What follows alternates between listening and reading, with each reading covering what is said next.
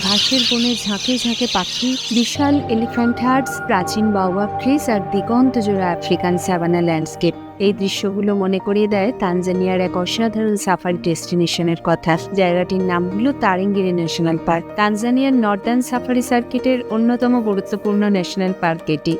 বিশেষ করে এখানকার লার্জ এলিফ্যান্ট কনসেন্ট্রেশন এবং আইকনিক বাওবাব ল্যান্ডস্কেপের জন্য তারেঙ্গিরি খুবই ফেমাস। তারেঙ্গিরির আরেকটি গুরুত্বপূর্ণ বৈশিষ্ট্য হলো তারেঙ্গিরি রিভার।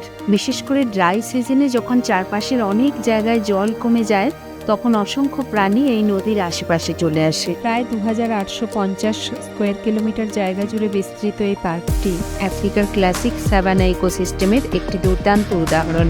আজকের সাফারি ডেস্টিনেশন সেই তারেঙ্গিরি ন্যাশনাল পার্ক। তানজানিয়ায় সাফারি করতে এলে বেশিরভাগ ট্রাভেলারই তাদের জার্নি শুরু করেন আরুশা টাউন থেকে। আরুশাকে অনেকেই বলেন safari capital of Northern Tanzania, কারণ এখান থেকেই শুরু হয় সেরেঙ্গেটি, গোরোঙ্গোরো ক্রেটার, লেক মানিয়ারা এবং তারেঙ্গিরির মতো famous national পার্কগুলোর safari. Arusha town থেকে প্রায় 120 কিলোমিটার ড্রাইভ করে আমরা পৌঁছেছিলাম তারেঙ্গিরি ন্যাশনাল পার্কে, আর 2.5 ঘন্টা মতো সময় লেগেছিল। তারেঙ্গিরি ন্যাশনাল পার্কে ঢুকলেই যে জিনিসটা সবচেয়ে আগে চোখে পড়ে তা হলো এখানকার ল্যান্ডস্কেপ। চারিদিকে বিস্তীর্ণ আফ্রিকান স্যাভানা, মাঝে মাঝে অ্যাকাশিয়া ট্রি, আর তার মাঝখানে দাঁড়িয়ে আছে বিশাল বাওবাব ট্রি। এই বাওবাব গাছগুলো তারেঙ্গিরির একেবারে পরিচয় হয়ে গেছে। মোটা কাণ্ড আর অদ্ভুত আকৃতির ডালপালা নিয়ে এগুলো যেন আফ্রিকার প্রাচীন ইতিহাসের সাক্ষী।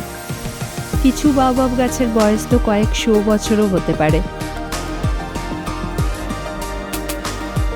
তারেঙ্গিরি সবচেয়ে বিখ্যাত এলিফ্যান্ট কনসেন্ট্রেশনের জন্য। তানজানিয়ার অনেক পার্কের মধ্যে এখানে হাতির সংখ্যা বিশেষভাবে বেশি বলে ধরা হয়। অনেক সময় একসঙ্গে শত শত আফ্রিকান হাতির পাল এই এলাকায় দেখা যায়।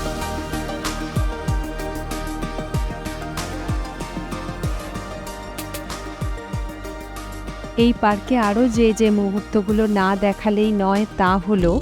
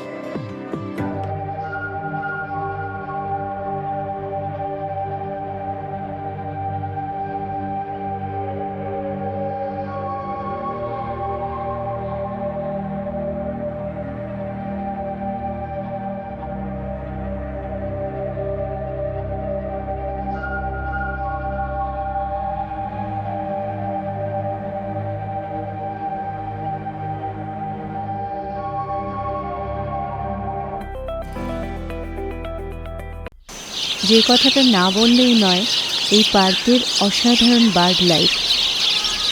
ঘাসের বন থেকে একসাথে হাজার হাজার পাখি ঝাঁকে ঝাঁকে উঠছে।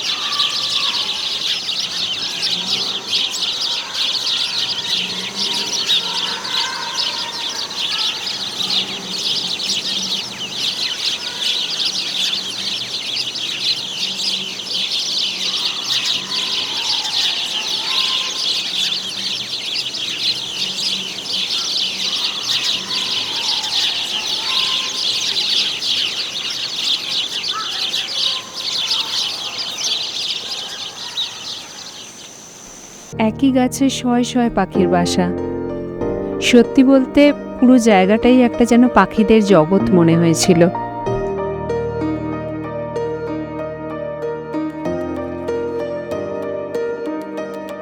সাফারি করতে করতে কখন যে দুপুর গড়িয়ে গেল বুঝতেই পারিনি। তারপর আমরা লাঞ্চের জন্য পৌঁছে গেলাম তারেঙ্গিরের সেই নির্দিষ্ট পিকনিক স্পটে, যেখানে বেশিরভাগ সাফারি ট্যুরই লাঞ্চের জন্য থামে। জায়গাটা একটু উঁচুতে, তাই এখান থেকে চারপাশের ভিউটাও দেখা যায়। আমরা এখানেই লাঞ্চটা সেরে নিলাম, কিন্তু বাঁদর থেকে সাবধান, সুযোগ পেলেই ট্যুরিস্টের খাবার নিয়ে চলেও যাচ্ছে। লাঞ্চের পর আবার কিছুক্ষণ সাফারি চালিয়ে বিকেলের দিকে ধীরে ধীরে আমরা রওনা দিলাম তারেঙ্গিরে সোপা লজের দিকে, কারণ এদিন রাতের বুকিং আমাদের ছিল এখানেই। তারেঙ্গিরে কিন্তু শুধুমাত্র এলিফ্যান্টের জন্যই নয়, বরং আরও বিভিন্ন ধরনের ওয়াইল্ড লাইফের জন্যও পরিচিত, যেমন giraffe, zebra, wild beast, African buffalo, impala, gazelle, lesser kudu, greater kudu, oryx. এছাড়াও এখানে প্রিডেটরও দেখা যায়, যেমন লায়ন, লেপার্ড, চিতা, হায়না। সাফারির সময় কখন যে কোন অ্যানিম্যাল হঠাৎ সামনে চলে আসবে এটা আগে থেকে বোঝা খুব মুশকিল। তানজানিয়ায় আমাদের এই সাফারি ট্রিপটা আমরা বুক করেছিলাম স্যাভি ট্যুরসের মাধ্যমে। আরুষা থেকে ওরাই আমাদের পুরো ট্রিপটা অর্গানাইজ করেছিল।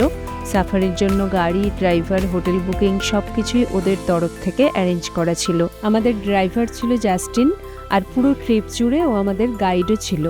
এই ট্যুর অপারেটরের লিঙ্ক আমি ডেসক্রিপশন বক্সে দিয়ে রাখবো, চাইলে তোমরা চেক করে নিতে পারো। হোটেলের কাছাকাছি পৌঁছতেই আমরা দেখতে পেলাম কিছু হরিণ একদম লজের আশেপাশেই ঘুরে বেড়াচ্ছে। যেহেতু লজটা পার্কের ভেতরেই, তাই এভাবে ওয়াইল্ড লাইফ একেবারে কাছ থেকে দেখার এক্সপিরিয়েন্সটা সত্যিই আলাদা। তারেঙ্গিরে সোপা লজে স্টে করার খরচটা সিজনের ওপর অনেকটাই ডিপেন্ড করে। সাধারণভাবে বলতে গেলে এখানে প্রতি রাতের ভাড়া রাফলি $250 থেকে $600 মধ্যে থাকে। পিক সিজনে দাম বেড়ে যায়, আর অফ সিজনে একটু কম থাকে। আর বেশিরভাগ ক্ষেত্রেই এই প্রাইসের মধ্যে মিলস ইনক্লুড থাকে, তবে পার্ক এন্ট্রি ফি আলাদা দিতে হয়। লজে ঢোকার পর আমরা একটা ওয়ার্ম ওয়েলকাম পেলাম। রিফ্রেশিং ফ্রুট জুস দিয়ে আমাদের অভ্যর্থনা করা হলো, যা এতক্ষণ সাফারির পর সত্যিই অসাধারণ লেগেছিল। এরপর আমাদের ছোট্ট চেক ইন ফর্মালিটিস কমপ্লিট করার পর ওরা আমাদের রুমে নিয়ে গেল। এই লজটা তারেঙ্গিরে ন্যাশনাল পার্কের ভেতরেই অবস্থিত, তাই লোকেশনটা সাফারির জন্য সত্যিই খুব কনভিনিয়েন্ট। এই যে সামনে রুম দেখা যাচ্ছে, রুমগুলো স্পেশিয়াস, ক্লিন আর খুব কোজি। লং সাফারির পর একদম পারফেক্ট।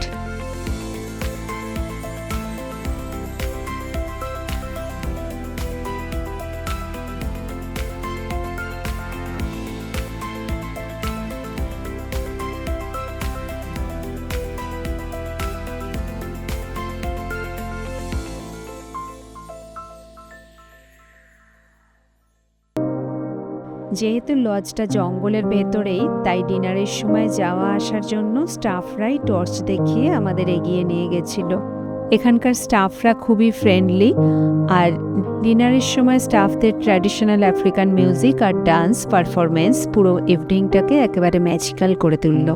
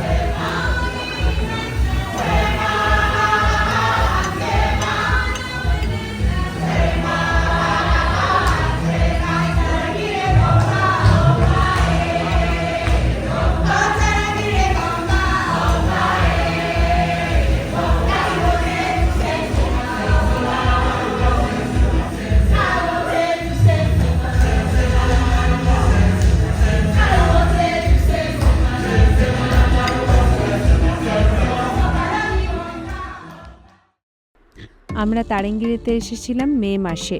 এই সময়টা এখানে অফ সিজন, তখন বর্ষার একেবারে শেষ দিক। তবে সোপা লজে রুমের মধ্যে সবসময় ওয়াইফাই থাকে না, মেন এরিয়াতেই পাওয়া যায়, আর হট ওয়াটার নির্দিষ্ট সময়ই অ্যাভেলেবল থাকে। পরের দিন ভোরবেলা ব্রেকফাস্ট সেরে নিয়ে আমরা পরের গন্তব্যের দিকে রওনা হয়েছিলাম। ওভারঅল সাফারি স্টে হিসেবে তারেঙ্গিরে সোপা লজ সত্যিই খুব কমফোর্টেবল আর মেমোরেবল একটা এক্সপিরিয়েন্স। শেষে একটা ছোট্ট টিপ, এই এলাকায় সেটসি ফ্লাই নামে এক ধরনের মাছি থাকে যার কামড়টা বেশ বিরক্তিকর। সাফারি গাড়ির যে খোলা হুড থাকে সেখান দিয়েই মাঝে মাঝে এগুলো ভেতরে ঢুকে পড়েছিল, তাই প্রিকশন হিসেবে ফুল হাতা জামা বা শার্ট পরা সবসময় ভালো। বিশেষ করে নিউট্রাল কালারের কাপড় পরলে আরও ভালো, কারণ উজ্জ্বল রং এগুলোকে বেশি অ্যাট্রাক্ট করে। তো এই ছিল আমার তারেঙ্গিরে সাফারি আর তারেঙ্গিরে সোপা লজে আমাদের থাকা। একগুচ্ছ সুন্দর স্মৃতি নিয়ে আমি এবার এগিয়ে যাব লেক মানিয়ারা ন্যাশনাল পার্কের দিকে। যদি তোমাদের ভালো লেগে থাকে তাহলে অবশ্যই সঙ্গে থাকতে ভুলো না, আর পরের আপডেট পেতে চ্যানেলটা সাবস্ক্রাইব করে রেখো। আজ এই পর্যন্তই, চললাম। আবার খুব শিগগিরই দেখা হবে পরের ব্লগে।